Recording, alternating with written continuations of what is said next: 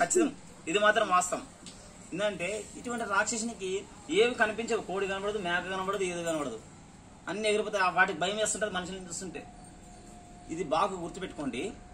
ఒక మాంసాహారిని చూస్తే ఎటువంటి జీవికనే భయమే ఉంటది. నీ ఆరాను గుర్తుపట్టేస్తుంది అవి. వాటికి అంత కెపాసిటీ ఉంటది. ఎందుకంటే ప్రకృతిలో జరిగే మార్పులు వాటికే ఫస్ట్ తెలిసేది మనకంటే ముందుగా.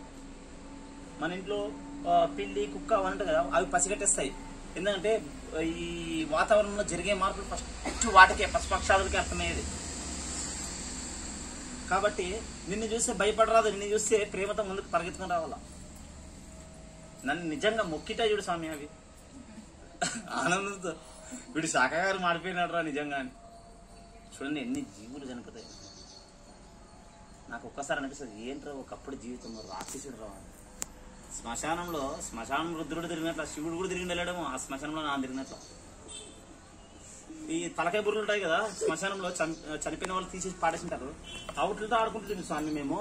నిజంగా అంటే ఎటువంటి జీవితం అంటే అటువంటి అస్తవ్యస్తమైన జీవితము. నిజంగా మార్పులు, నిజంగా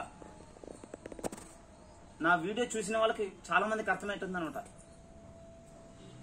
ఆ తలకాయ బుర్రలు అవి మనిషివి, పుర్రెలు మరి అవి జంతువులు కాదు.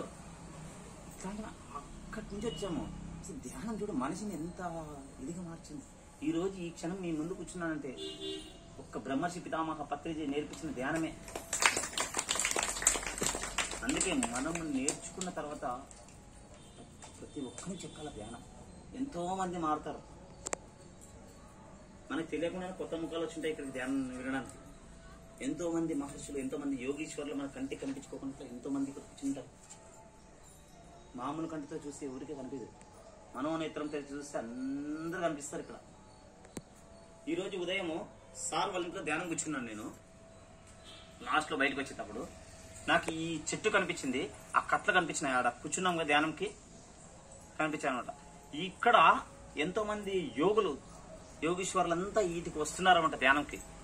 ఆ అనుభవం వచ్చింది. మేడం మీకు చెప్పాను చెట్టు కనిపిస్తుంది నాకు. ఆ చెట్టే ఇది. ఇక్కడ ధ్యానం కూర్చున్న తర్వాత నాకు అనుభవం అయింది ఏంటంటే, ఇక్కడ పెద్ద బుద్ధుడు స్టాచ్యూ పెద్దది ఉంది. ఇక్కడ ఎంతో మంది ముందు యోగీశ్వరులంతా ధ్యానం కూర్చున్న వాళ్ళంతా ధ్యానం కూర్చున్నారు. నాకు కనిపించింది స్వామి ధ్యానంలో. ఈ రోజు అంతా ఆ యోగీశ్వరులంతా మనమే.